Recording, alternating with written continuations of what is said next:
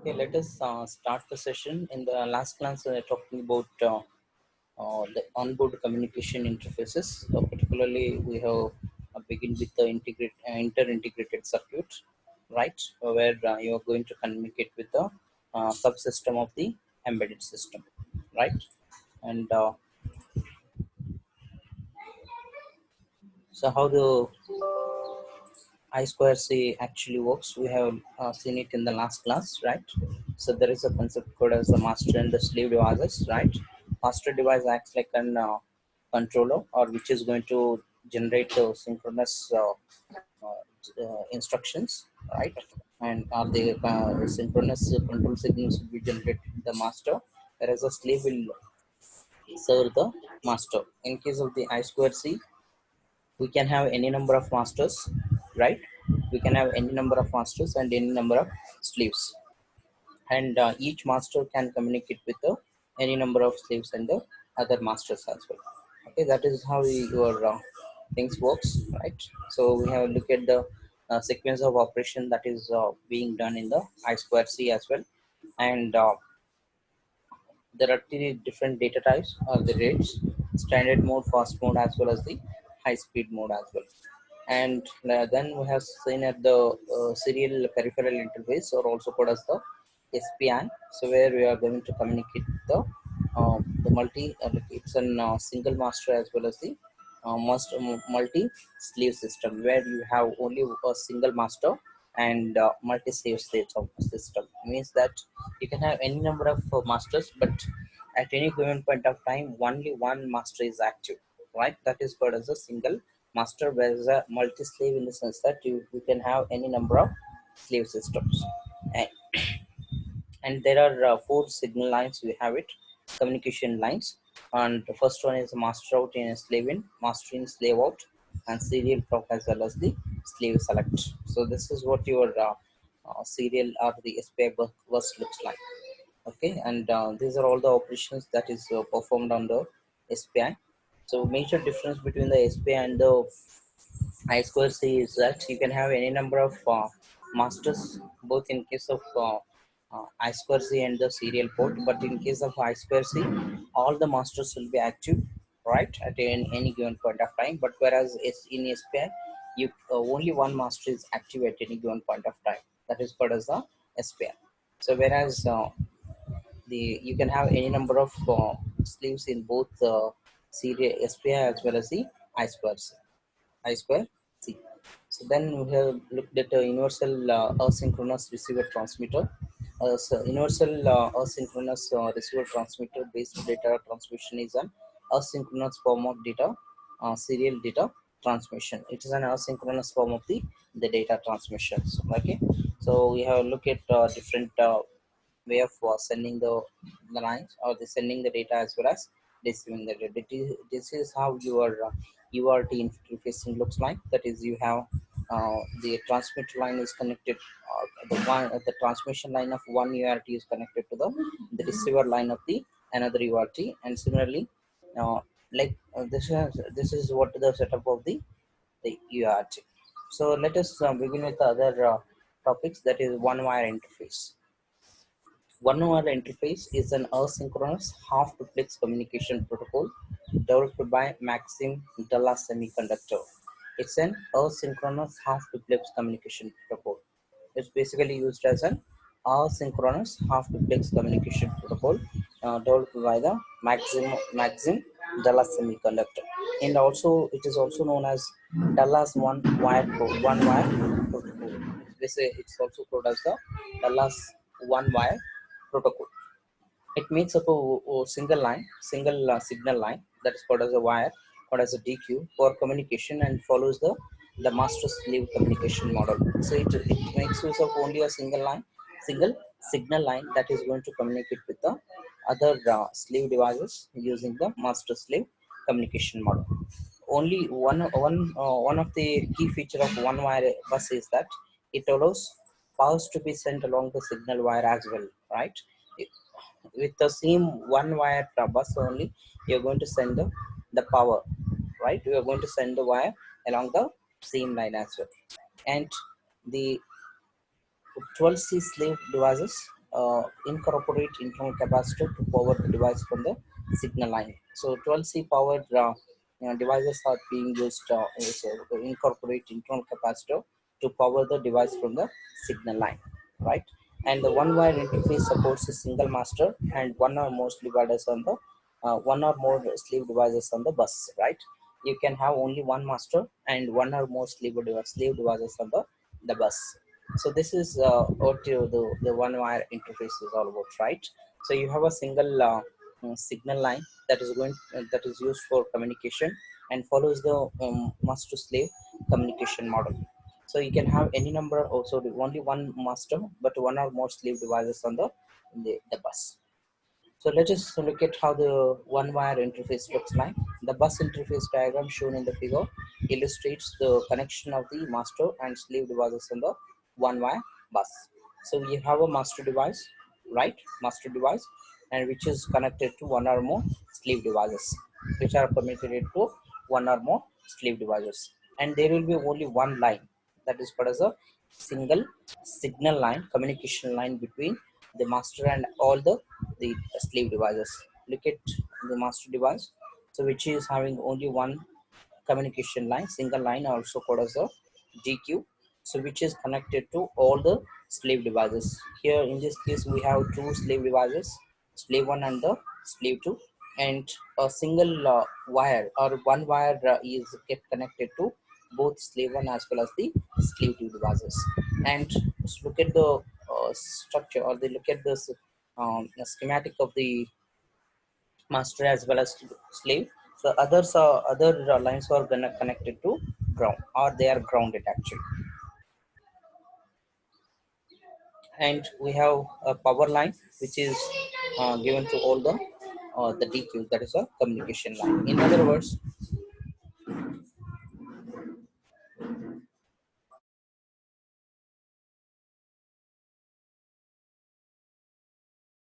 through the same one wire communication line, so even the power flows, or the power signal goes out. That's why this VCC just the VCC is connected to the DQ, and this DQ not only carries the data but also it carries the power signal as well. So this is what the basic setup of the one wire interface.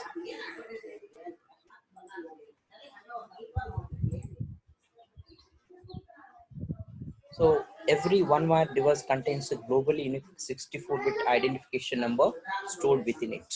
That is, every one wire device, whether it is a master device or the slave device, right? So they are having a unique 64-bit identification number stored within it. So you're having 64-bit identification numbers stored for each and every device. This unique identification number can be used for addressing individual devices present on the bus in case there are multiple slave devices connected to the one wire bus. Right? It is a Snapdragon 64-bit identification number acts like an address to communicate with the slave devices. If multiple slave devices are there, and each device can be connected to the so each device can be addressed by using this 64-bit identification number. The identifier has three parts, that is an 8-bit family code and 48-bit serial number and 8-bit CRC computed from the first 56 bits, right? The first 8 bits contains the family code, and 48-bit contains the serial number of the device, right? One wire device, and the remaining 8 bits are contains the CRC, that is a checksum computed from the first 56 bits, right? This is what the basic structure or the basic contents of the 64-bit identification number. That is, every one wire device contains a globally unique 64-bit identification number, right? And this is very helpful when you have multiple slave devices connected to the one wire bus, right? And if you want to address, or if you want to call one device or one wire bus or one wire device, then in that case you're supposed to use this 64-bit identification number to specify to call the given to given one wire device. So this is identifier, or the identification number, basically contains 64 bits, as you know that. 8-bit family code, and 48-bit serial number, and an 8-bit CRC computed from the first 56 bits. And the sequence of operation for communicating with the one wire slave device is listed below. Right, what is the sequence of operation that you are performing in the one wire slave device? The master device sends a reset pulse on the one wire bus, right? So once the operation has started, the master device sends a reset pulse on the one wire bus, right? When it is when one reset set pulse will be sent on the one wire bus. The slave device present on the bus responds with the present pulse or the presence pulse, right? So the each devices, right, whether it single device or multiple devices which are connected on the one bus wire, so will respond with a symbol or with a pulse code as the presence pulse. The master device sends a tom command, that is net address command, followed by the 64-bit address of the device. This address the slave device to which it wants to initiate command, right? It basically sends a ROM command which contains the 64-bit bit address of the slave device, right? So to which the master wants to have a communication, or master want to initiate a communication. The master device sends a read or write function command to read or write the internal memory of or register of the slave device, right? Once the device has been identified, or once the device identifies the given address, so master device will send a read or write command to read or write the internal memory or register of the slave device. The master initiates a read or write data from the device or to the device once the slave device approves the given function command. So this is what the basic thing, that is the master will send a reset pulse, right, on the one wire bus, and the slave device present on the bus will respond with the presence pulse. Once it is done, it will send, the master device will send an address, a 64-bit identification tag to all the devices, and all the devices will receive that, but only one device will respond it, for which the identification number is matchable. And once the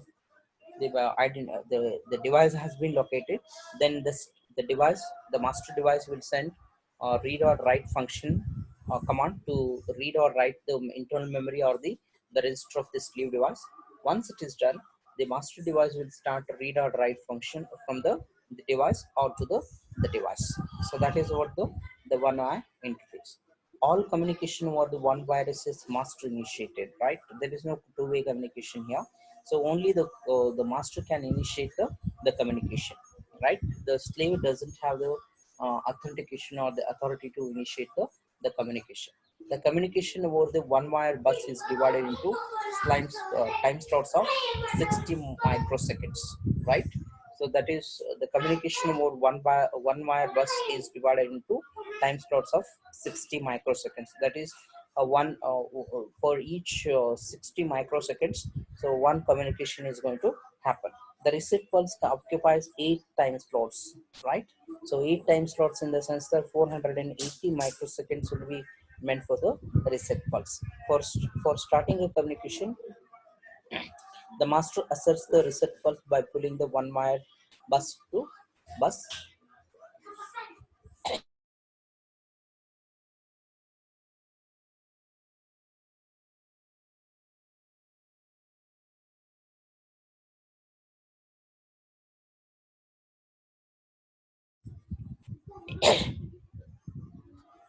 If a slave device is present on the bus and is ready for communication, it should respond to the master with a presence pulse. That we have said with the second uh, line of the commands, right? Operations. If the device is ready, if the slave device is ready, right, the bus on the bus and is ready for communication, it should respond to the master with a presence pulse within 16 microsecond of the release of the reset pulse by the master. Let us look at, so the reset button or the reset will be occupies, the reset pulse will occupy actually 8 time slots with a relative 480 microseconds. after reset pulse has received, the slave has to respond with the presence pulse within the 60 microsecond of the release of the reset pulse, right?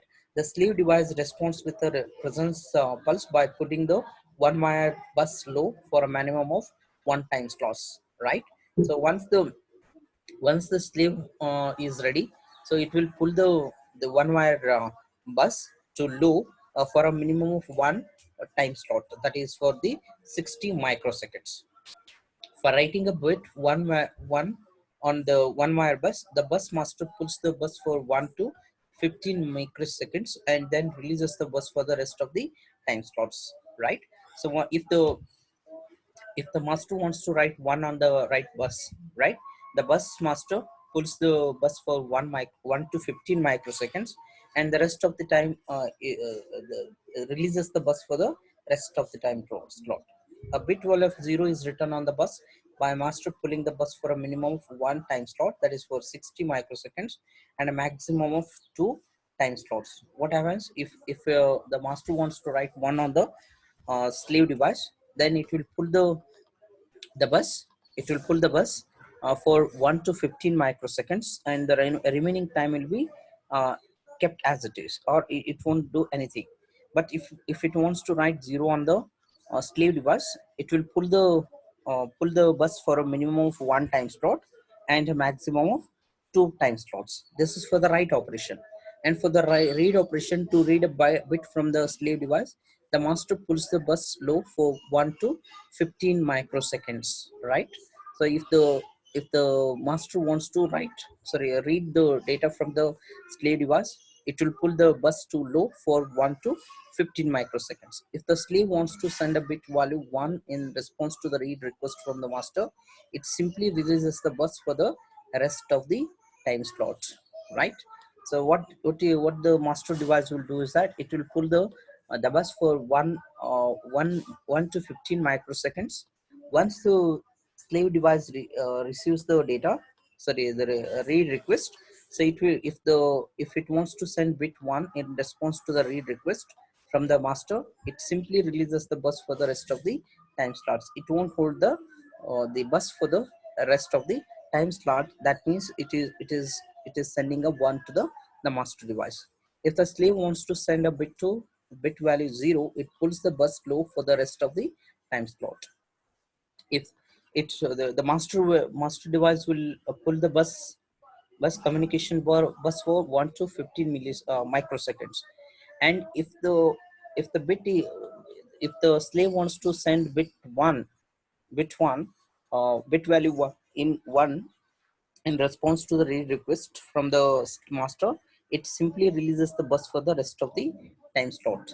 Or if the bit value is 0, it will pull the bus for the rest of the time slot. So that is how the communication will be done between the master and the slave. So for the write operation, what happens if the bit value 1 on the bus master will pull the bus for 1 to 15 milliseconds and releases the bus for the rest of the time slot. And in case of if the master wants to write 0 on the slave, so it will pull the bus for a minimum of one time slot and a maximum of two time slots. It's going to pull the bus for minimum of one time slot and maximum of two time slots. And to read a bit from the slave device, the master pulls the bus low for 1 to 15 milliseconds. On the other hand, the slave will if the slave wants to write bit value 1, then it will releases the bus for the rest of the cycle, or the rest of the time slot. If in case if the slave wants to send a bit value 0, it pulls the bus low for the rest of the time slot. So that is what about the one wire interface. One wire interface in the sense that it's an asynchronous half-duplex communication protocol developed by Maxim, Dallas Semiconductor, and all the things. But you have a single signal line that is also called as DQ for communication and follows the master-slave communication right? And this is what the setup of the one wire interface, where you have one single master and n number of slave devices, and each slave device is assigned or comes with an identification 60-foot with identification tags, right, to identify each and every slave devices. And whereas the master is going to initiate the communications, and there will be only one communication line, we call it as a DQ. Through this DQ only the power signal also flows between the master and the slave and other devices as well. And look at the things here. They are all the other signals or other ports are being connected to. They are grounded actually.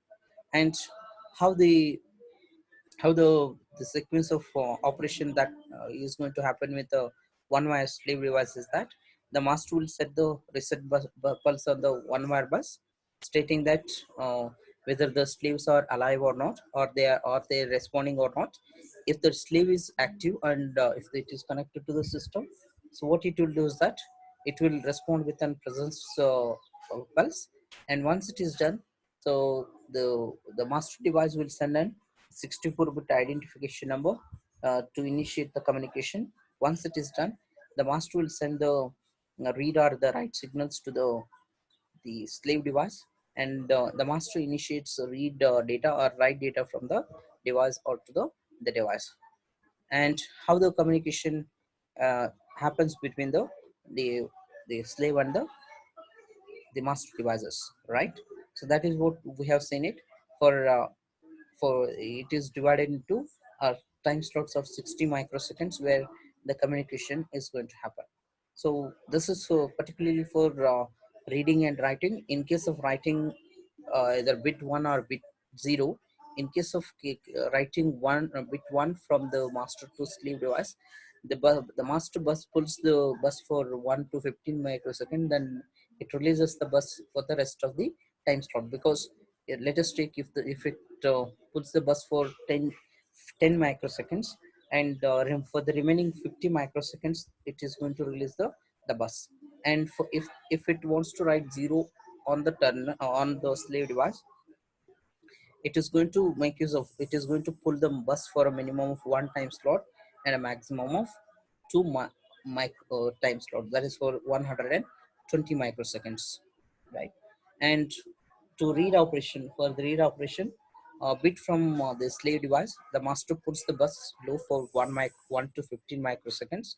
And if the slave wants to send a bit value 1 in response to the read request from the master, it simply releases the bus for the rest of the time slot. It's going to release the master for the rest of the time slot.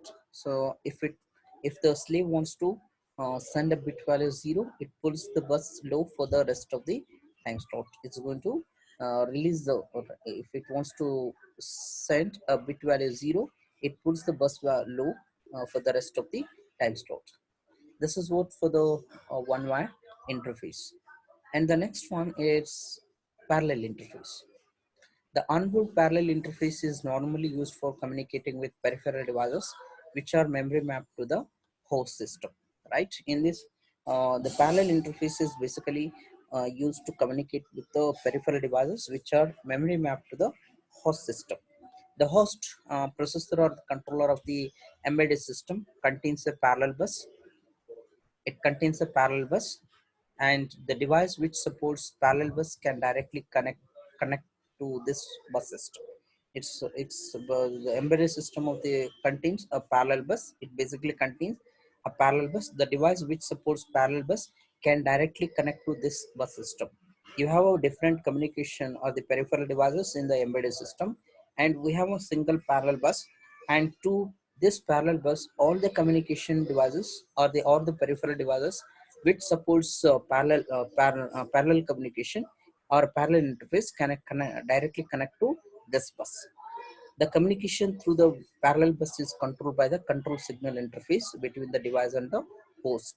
The communication through the parallel bus is controlled by the control signal interface between the device and the host. It is being controlled by the control signal interface between the device and the host. The control signals for communication includes read or write signal and device select signal as well.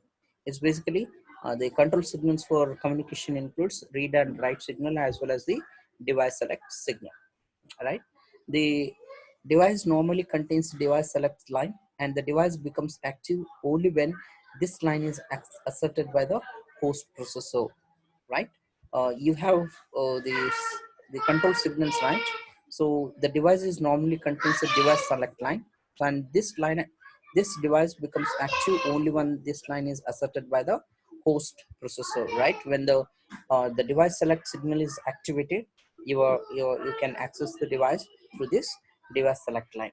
The direction of the data transfer or the host to device or the device to host can be controlled through the control signal line for read and write. We have some two communication line or the two signals, right? Control signals. First one is a read and write signal and the device select signal. In case of the device select signal, we are selecting a particular device for communication, and for that one you have control signals. And the next one is a read or write control signals, and it is basically used for controlling the lines, that is called as the read and the write lines. Only the host processor has control over the read and write control signals, right? Only the processor or the embedded system will have the control over the write and the write control signals.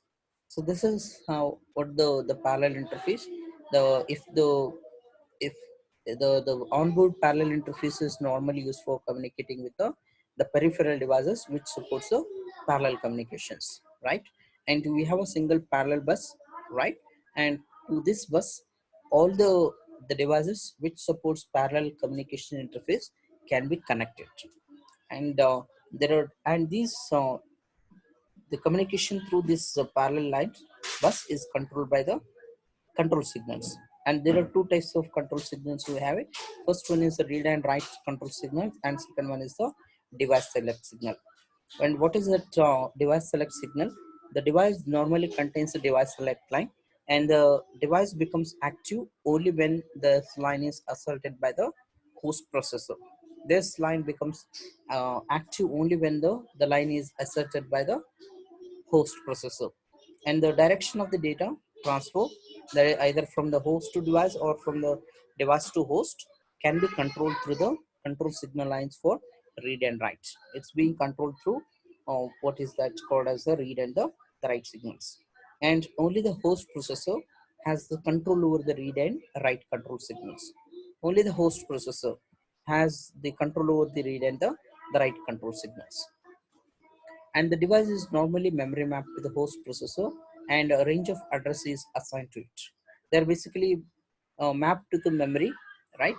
To the host processor, and a range of address is assigned to it, right? We are just assigning an address to each and every devices. An address decoder circuit is used for generating the chip select signal for the device, right? An address decoder is being used to select or generating a chip select for selecting a particular device. When the address selected by the processor is within the range assigned for the device, the decoder circuit activates a chip select line, and thereby the device becomes active. So in this case, what you are doing is that if you are generating an address, and if the address is within the range of the within the assigned range of the device, then the decoder circuit activates the chip select and chip select line, and thereby the device becomes active. The processor then can read or write from or to device by asserting the corresponding control line. So once the device becomes active, it can write or it can read to the device by asserting the corresponding line. So here the parallel, in case of the parallel interface thing, so you suppose each and every device is assigned with an what you call it as the address. And to activate this address, we are using the address decoding address decoder circuit. What this address decoder circuit will do is that it's going to generate an address, and that address, if it is within the range of the assigned device, assigned range of the device addresses, and the particular it is going to activate the chip select, and that chip select will activate the device. And once the device becomes active, so you start read and write operation by using the the control lines. So bus interface diagram shown in the figure illustrate the interfacing of devices to the parallel interface. How the communication being done with the given devices as well as the host processor. The first one is the host. We have the microprocessor or the controller, right? And we have the data bus as well as the control signals between the things and the address bus, right? So and X, that is for the data bus bit, and Y address bus bit, right? The word the address bus bit we are doing it. So when the host processor wants to communicate with an device, peripheral device, what it is going to do is that the it's going to send an address to the address decoder circuit. It's going to send an address to the address decoder circuit, and address decoder circuit will decode that, and it is going to, if the address generated by the address decoder circuit is within the range of the assigned value of the device addresses, then a chip select will be done. Then a chip select will be done, and once it happens, your the device becomes active. Your device becomes active.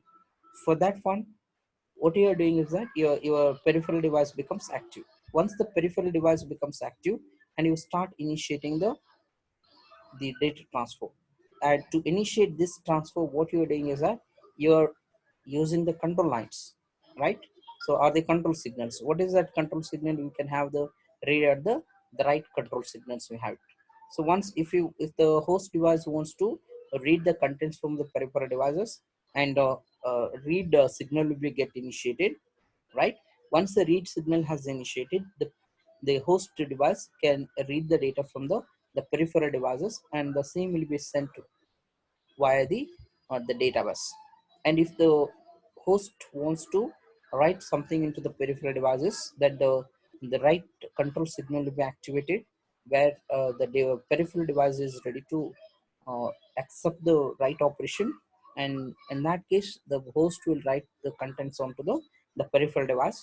So once it is done, so once everything is done, the peripheral device will be disabled and it becomes inactive, right?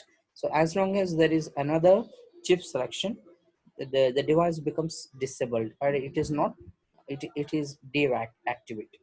So this is how your the parallel interfacing actually works. We have an host device, we have a host which is going to send an address bus or address to the address decoder circuit for chip selection, right?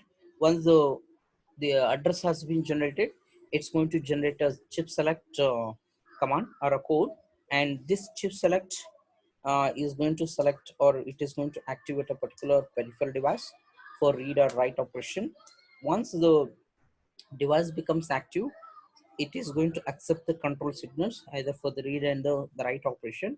And once it start controlling, or once it start uh, read or write operation, so it is going to that there is a transmission, there is a communication between the host processor as well as the host device as well as the peripheral devices. So the corresponding control signals will be get activity. If it is an read operation, read control signal will be activated, and if it is a write operation, write control signal will be get activated.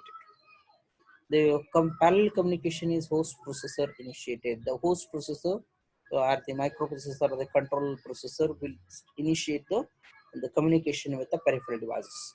And if a device wants to initiate the communication, it can inform the same to the processor through the interrupts. If a device wants to initiate the communication, so it has to inform to the processor or the host device through the interrupts. For this, the interrupt line of the device is connected to the interrupt line of the processor, and the corresponding interrupt is enabled in the host processor. When the slave device, or when the device wants to communicate with uh, the host device or the host, or either it may be a microprocessor or the microcontroller, then it has to send an interrupt, and there is a dedicated interrupt line between uh, the processor and the device.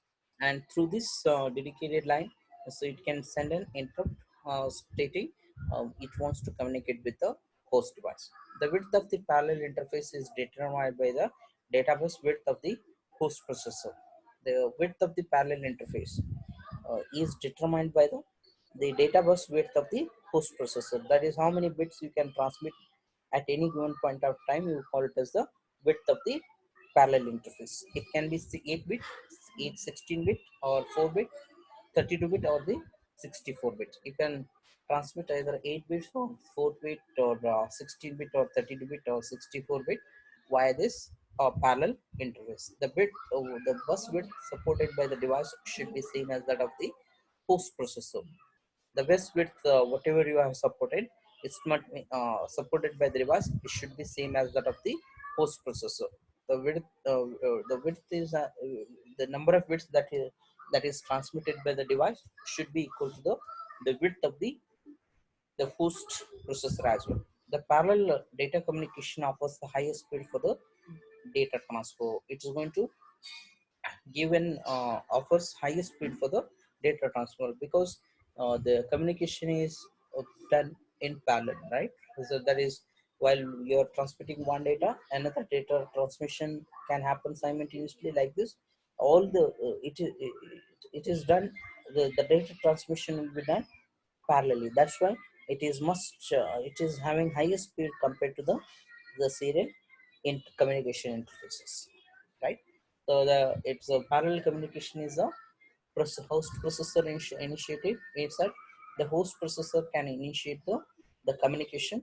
Once it is done, if other way around, if the device wants to communicate to the host, it can communicate to the processor by generating an interrupts, right?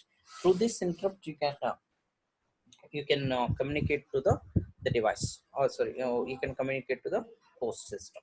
And the width of the parallel interface is determined by the data bus width of the host processor. It is basically it is determined by the data bus width of the host processor, right? You can have a width size of 8 bit or 6 4 bits or 16 bit, 32 bit or 64 bit. Means that how many bits you can send parallelly. That is called as the width of the bus, right? The bus width supported by the device should be same as that of the host processor.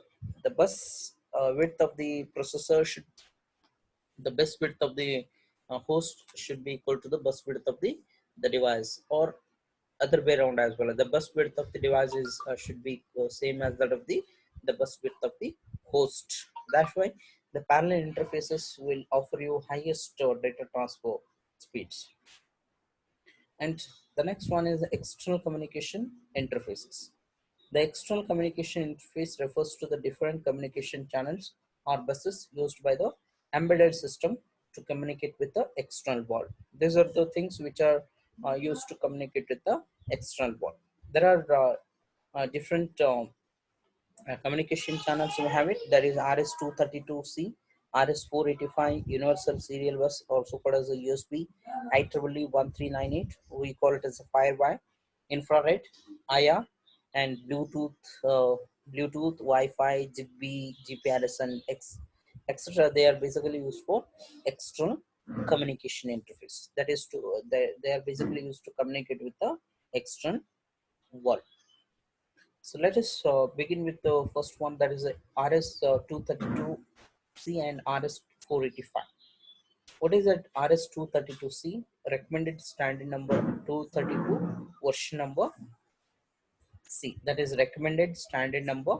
RS stands for recommended standard number 232, and revision number C. Is the legacy half duplex wired asynchronous serial communication interface. It's a legacy. Okay, let us continue here. RS-232 or and RS-485, right? RS-232 uh, is nothing but our recommended standard number 232. Revision C is a legacy of duplex wired asynchronous serial communication interface. The RS-232 interface was developed by Electronics Industries Association, or also called as EIA, during the early 1980s, sorry, 1960s. RS-232 extends the UART communication signal for external data communication. It is going to extend the UART communication signals for external data signals, whereas UART communication signals basically used for internal communication or the onboard communication, and it is being extended for the external data communication as well. UART uses the standard TEL or CMOS logic, okay, bit for bit transmission, whereas RS-232 follows the EIS standard for bit transmission. You are using TTL or CMOS logic for data transmission in case of the UART, but whereas in case of RS-232, you are using AIS standard for the bit transmissions. As per the AIS standard, a logic 0 is represented with the voltage between plus 3 volt to 25 volt, and a logic 1 is represented with the voltage between minus 3 to minus 25 volts. In AIS standard, logic 0 is when is known as phase, and logic 1 is known as a mark. Okay, so UART is basically making use of TTL or CMOS technology for data transmission, or the bit transmission, whereas RS-232 is making use of EIS standard for bit transmission. So what is that EIS standard? Logic 1 is represented with a voltage between plus for 3 volt to 25 volts, and whereas logic 1 is represented with a voltage between minus 3 volts to minus 25 volts. In AI standard, logic 0 is when known as phase, and the logic 1 is known as a mark. So let us look at how your RS-232 and RS-4485 looks like. The RS-232 interface defines various handshaking and control signals for communication apart from the transmit and receive signals for the data communication. Right? It also supports not only the transmit and the receive signals, but also it also supports uh, various handshaking as well as the control signals. RS-232 basically supports two types of connectors, which is called as the DB9 and the DB25. DB9 is nothing but 9-pin connector, whereas DB25 is a 25 pin connectors. 9-pin is 1, 2, 5, and 6, 7, 8, 9. Right? This is 9-pin we have it, whereas here we have DB25 connectors. There are 25 connectors. All right? This is called as a DB25, and this is nothing but the DB9. So let us look at what are the pin details of the two connectors. That is DB9 as well as the DB25. So let us here it is more clear here, right? For DB9. So what are the pin? We have 9 pins, right? We have basically 9 pins, and the pin number one. Pin number one is meant for the data carriers to detect. This is pin number one is treated as a data carrier detect, and pin number two, receiver pin for receiving the serial data, and pin number three is for transmit pin for transmitting the serial data, and bit 4, sorry, pin number 4, data terminal ready, and pin 5 is for the signal ground, pin 6 is for the data set ready, pin number 7, request to send, pin number 8, clear to send, and pin number 9 is called as a ring indicator. The same thing here is for the 25 pins.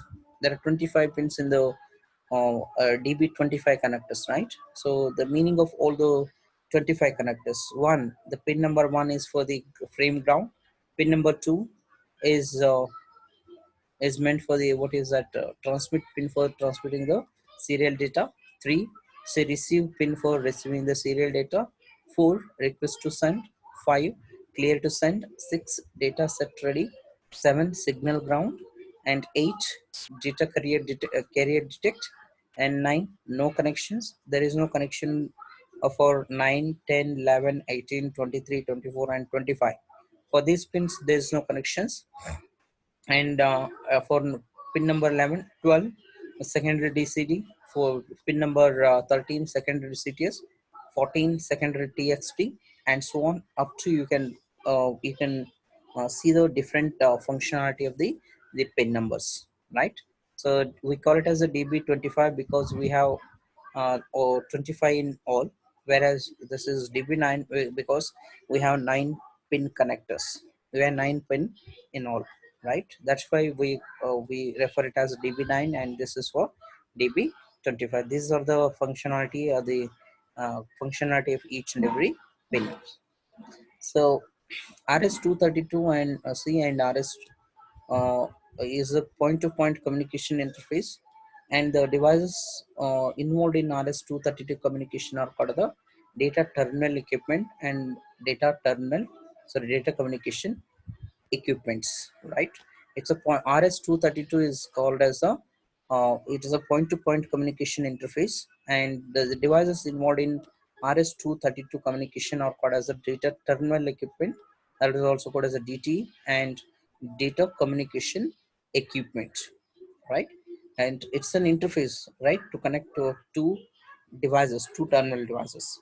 If no data flow control is required, only TXT and RXT signal lines are line and the ground line are required for data transmission and reception, right? If you don't want to have the data flow control, only the TXT and the RXT signal lines and ground line are required for data transmission and the reception.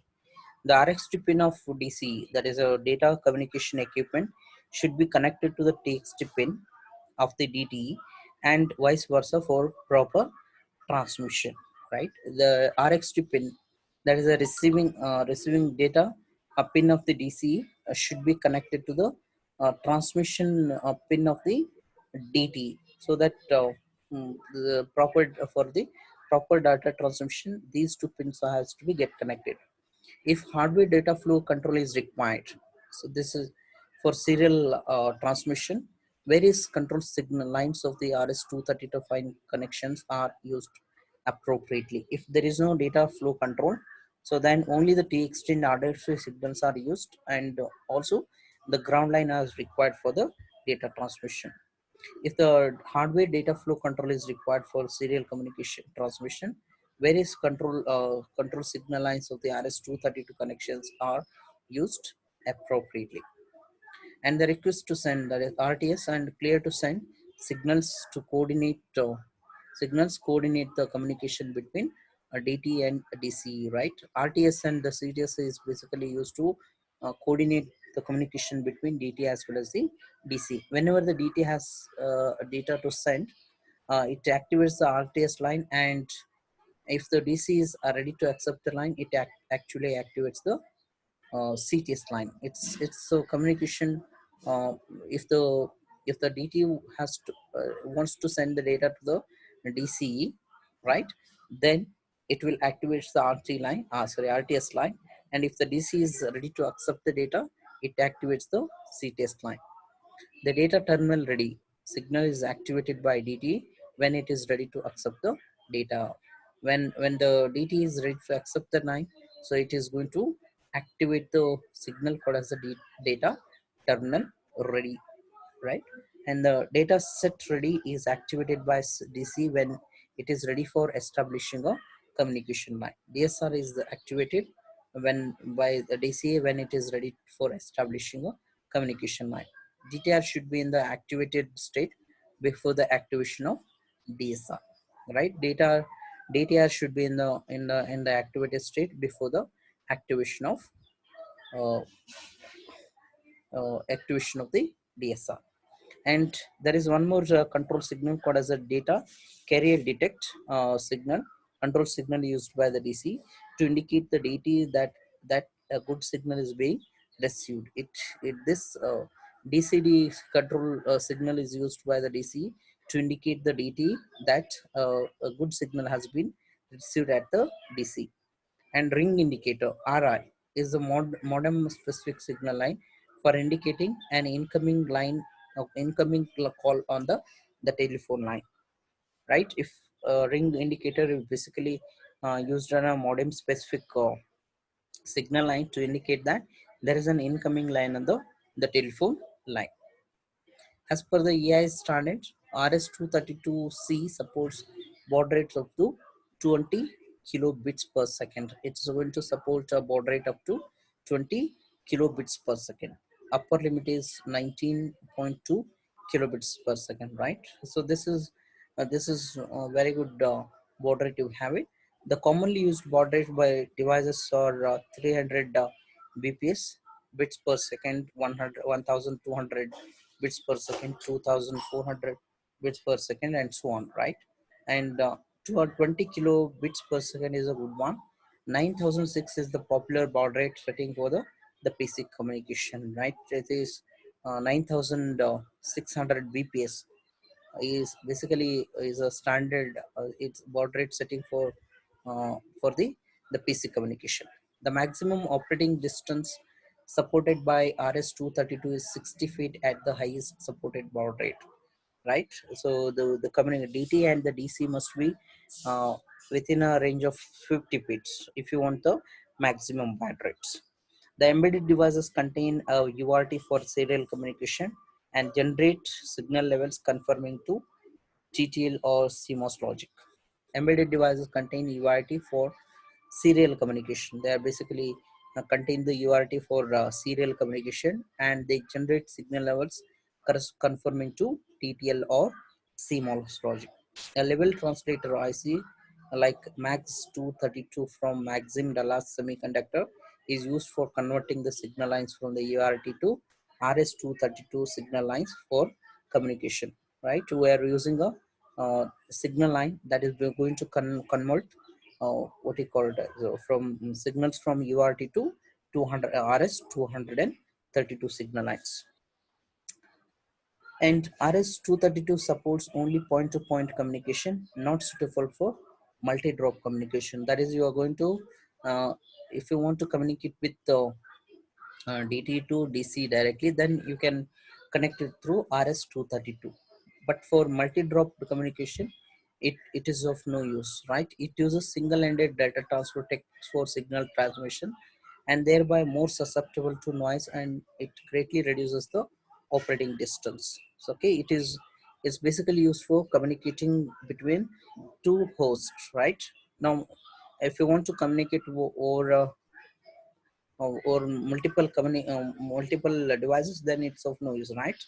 And RS 422, another serial interface standard from IIA for different data communications. It's another serial interface standard from IIA for differential data communication. It supports data rates up to 100 kilobits per second and distance up to 400 bits, right? It supports up to distance up to 400 bits. RS-422 supports multi-drop communication with one transmission device and receiver devices up to 10, right? One transmission. RS-422 supports multi-drop communication. That is, a single transmitter can communicate with multiple receivers.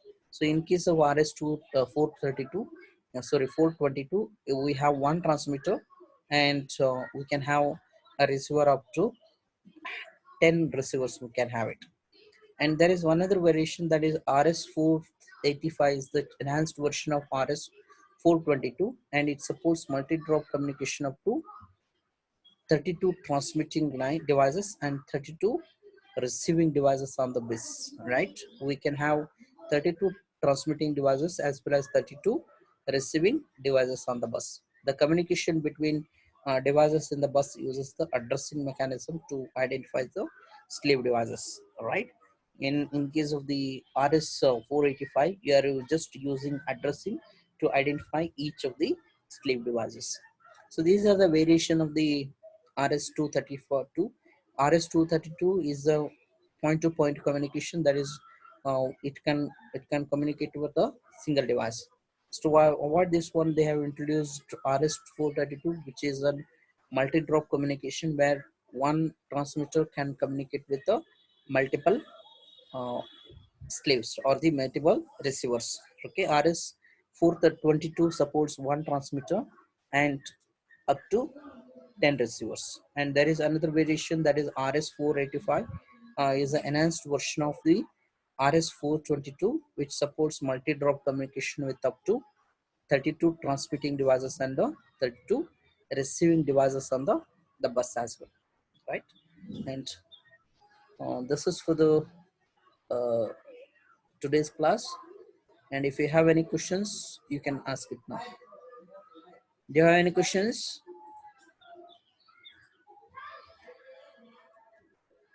Yes? You have questions? No, sir. No. Okay, then we'll finish the session and we'll continue with the next class, right? Thank you, sir.